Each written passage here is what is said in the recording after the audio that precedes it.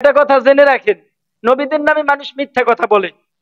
কোন নবীরা ভালোবাসা করে না, কোন মেয়ের সাথে তাদের কোনো সম্পর্ক ছিল ভাই?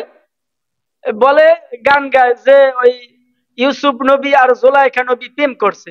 এইভাবে অসংখ্য গান আমরা শুনছি। প্রেম করছে সে কিভাবে? দেখেন জোলাইখা, মনোযোগ দিয়ে শোনেন, এগুলো যদি আপনার ইমান বৃদ্ধি না পায় তাহলে আপনার ইমান আর বাড়বে না। জোলাইখা যখন তাকে গ্রেফতার করছে হযরত ইউসুফকে, তখন সমস্ত রুমগুলো যখন দরজা বন্ধ করে দিছে, একটা মূর্তি ছিল, জোলাইখা ছিল মূর্তিতে বিশ্বাসী। তিনি কি করলেন, ওই মূর্তির চেহারাটা, সমস্ত বডি, তারপরে চোখ নাক মুখ এগুলো কাপড় দিয়ে ঢাকতেছেন। হযরতে ইউসুফ আলাইহিস সালাম বললেন, জোলাইখা কি করতেছো? একটা মূর্তি, একে আবার ঢাকো কেন?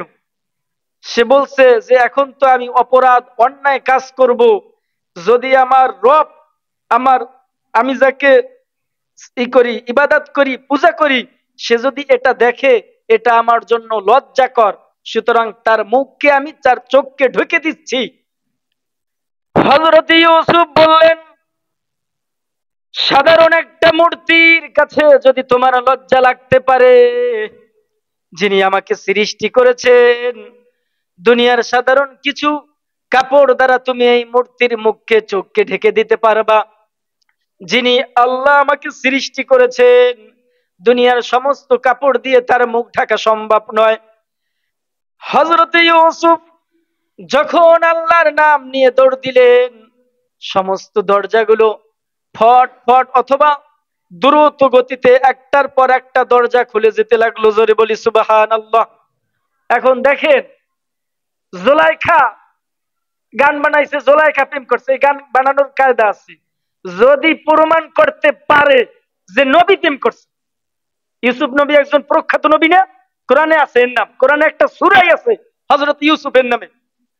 যদি একবার প্রমাণ করা যায় যে ইউসুফ নবী প্রেম করছে, তাহলে প্রেম বৈধতা দেওয়া যায়। শয়তান আবার গান বানাইছে, ইউসুফ যখন জুলাইখারে লইয়া এই রাস্তা দিয়ে হাঁটতে যায়, আমার বুকটা ফাইটতে যায়, গান বানাইছিল না? আর একটা শয়তান ছিল, নাম মমতাজ, গান বানাইছে, সংসদে একটা গানের আড্ডা বানাইছে। কিন্তু দেখেন, ইসলামের ইতিহাস খুঁজলে দেখবেন, রাসূল যখন কোনো মেয়ের দিকে চোখ পড়ে যেত, আপনার চোখ যেতেই পারে একজন মহিলার দিকে, স্বাভাবিক, রাসূল দৌড় দিয়ে তার স্ত্রীদের কাছে যাইতেন। এই ছিল রাসূলের তরিকা।